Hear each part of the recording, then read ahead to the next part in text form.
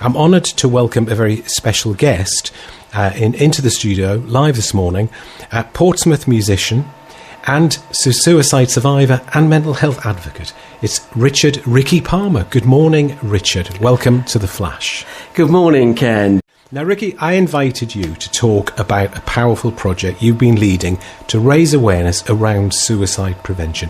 Why is the issue so close to your heart? Yeah, for two reasons, really. I lost a close family member to suicide, my brother, many years ago. And more recently, I'm a suicide survivor, and on the 7th of January this year, my life was saved by my friend, who simply said to me, "When did you last pick up your guitar?" I said to her, "That's it, I'm not interested anymore.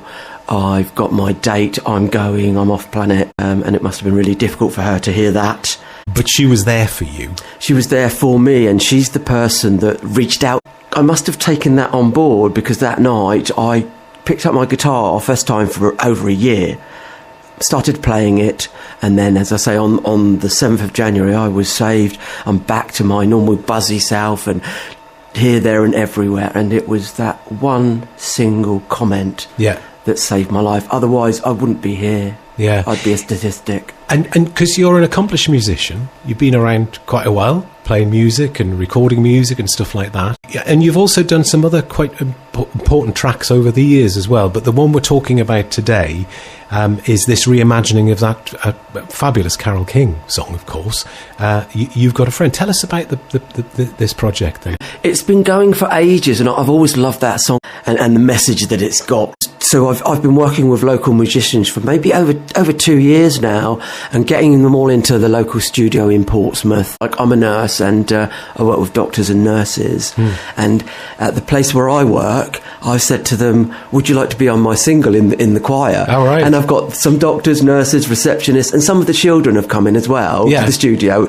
It's taken ages to do it, and it was a labour of love, if you like.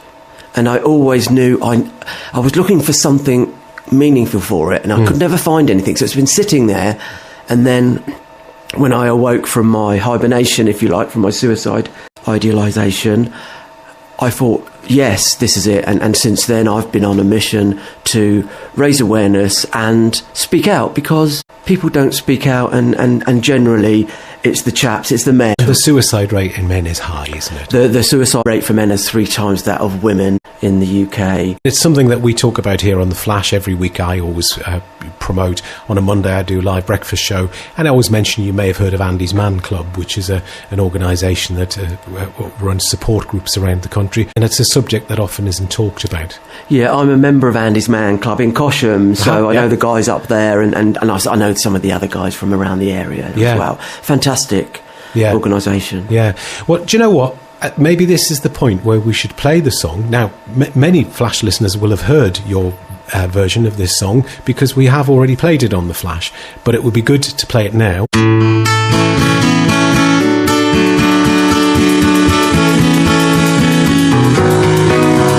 When you're down and troubled.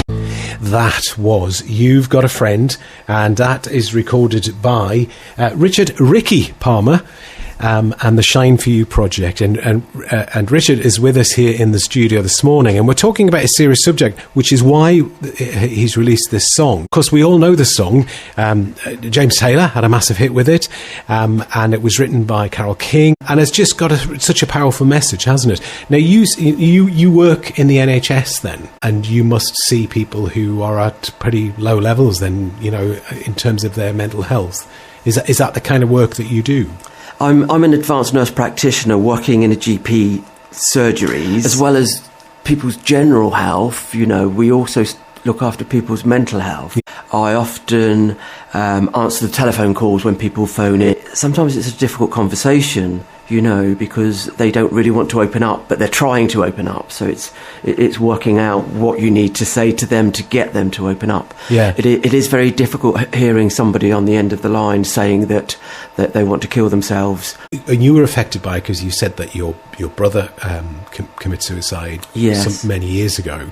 And of course you hit a low yourself, and someone saved you. Someone did reach out, yes. and save you. So what can people do to help? You know, what are the steps that we can take, and how do we make sure we're seeing when someone's at that point?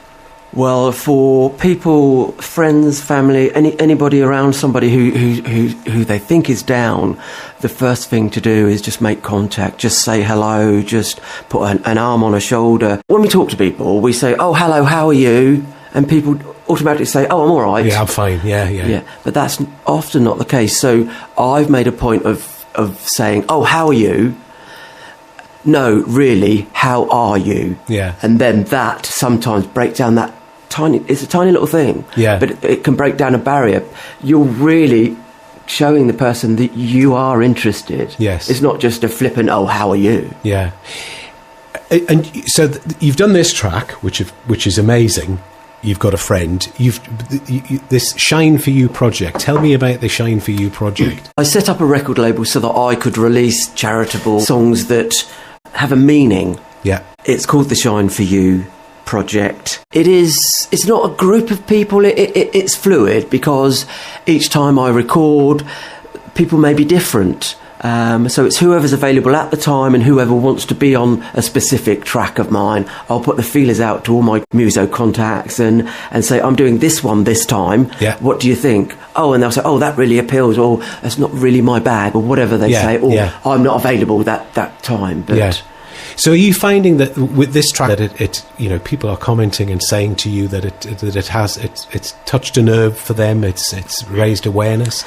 The song really has touched a nerve. I'm getting lots of comments from people. I had somebody, a young lady from Oklahoma, who texted me, and she reached out and said she heard the song, and so we had that conversation, and she told me of her suicide plan, and we talked through that. So it's reaching out across the globe, and I just think, wow, that's absolutely amazing. Yeah. That a song can do that, and it can make a person in you know, on the other side of the pond reach out to me. Yeah. You know, little old me from Cosham. You know, I just can't believe it. And we're talking a serious subject this morning with my guest here in the studio.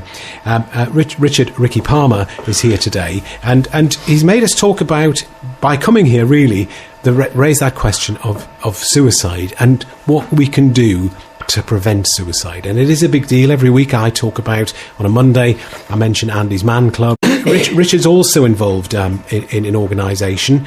Let's get talking about suicide. Tell us about that, Richard. Yeah, so let's get talking about suicide. It was started over 3 years ago by a friend of mine, Sarah Maitas, whose dad sadly died to suicide, and she started this organisation, and once a year they have a festival in Victoria Park in Portsmouth where they put on music, there are stalls, and it's all about talking and talking about suicide and breaking down the stigma. And you were involved in this. This happened in September? This was September, yes. So this year Sarah asked me if I could sing a few songs, and I sang my song "You've Got a Friend" on stage. Yeah. It was so great, you know, to sing it to the audience that I want to get at. Let's get talking about suicide, and it says, you know, with the tagline there, "Life is for living," of course, which it is. So they're doing a lot of work in the local area in relation to this, but you're also involved in another project to help raise some funds for this charity as well. Because Let's Get Talking About Suicide is a charity that they need funds, obviously, and to put on next year's event, we're trying to raise some money so that we can pay for all the things that we need to pay for when you're an events planner. So I'm helping Sarah Maitas with that. I wanted to do something for the neurodiverse community as well. So I am holding a neurodiverse event, and it's going to be a Christmas party stroke variety show. I'm all about variety show and getting people in and getting on stage and doing whatever they're going to do. Yeah. But this year I thought, yes, let's have a neurodiverse event where we can get people who identify as neurodiverse to get on stage. Yeah. At their own event and express themselves to their community. Yeah. And I'm sure I am part of that community, undiagnosed, obviously. But, and I'm happy to take that tag with me. What I thought, and It's happening. It's going to be on the 10th of December. Funds raised will go to help Sarah and her campaign, Let's Get Talking About Suicide. It sounds like a great idea. So you managed to get some various musicians and things to get involved, or is it, what kind of event will it be? I'm still looking for other musicians. They don't have to be musicians. They could be a poet. They could juggle. They could do this, that and the other. Yeah. Anything that you want to do. It's a variety show. Think of Morecambe and Wise. Think of, all of that. Yeah. Back in the day when they would have good old-fashioned variety shows. Yeah. That's what I'm all about, yes. really. So if anyone's out there who'd want to get on the stage, then they can contact me. Yeah. So the event is happening on the 10th of December at Cosham Social Club. Oh, it's at the Social Club, sorry. The Social Club at Waite Street. Right. And it used to be Cosham Trades Club, but now it's Cosham Social Club. Yeah. And what I'm doing, I'm reaching out to other organisations that may have contacts with anyone with neurodiversity, and I'd like those organisations to join me at this event. Maybe they can come along, they could have a stall at the event, or they could just attend, and also, because I'm the one-man band, maybe they can give me some tips and some advice and guide me towards making this event the event that it deserves. Right. Well, I hope it goes really well. You've come this morning, you've put out a really powerful message, and especially with your song, which is just amazing. And I know it will be played quite a lot more on The Flash in the coming weeks. I know quite a few of our presenters have been playing it. I certainly have. And I wish you all the very success that you deserve with this. And I hope the event in December goes well as well. And if people want to get in touch, of course, they can find you on Facebook. And also you have a website as well for Shine For You as well. I do. Yeah. So on Facebook it's Richard Palmer brackets Ricky. That's my Facebook tag, and my record company is info@shineforyourecords.co.uk. So that's the word shine, the number 4, the letter U.co.uk. Richard, thank you so much for coming in today, and I wish you all the success with this, and keep us informed, and let's just hope, if it doesn't raise a lot of money, it raises awareness, and that's important, isn't it, in this situation? I think so. The money is a bonus, but it's, if I can get one person to talk to another person and save somebody's life, then my work is done. Exactly. Okay. Thanks for coming in, and I hope to see you again. Ladies and gentlemen, thank you to Richard Palmer for joining us this morning. You're listening to The Flash, where real music lives.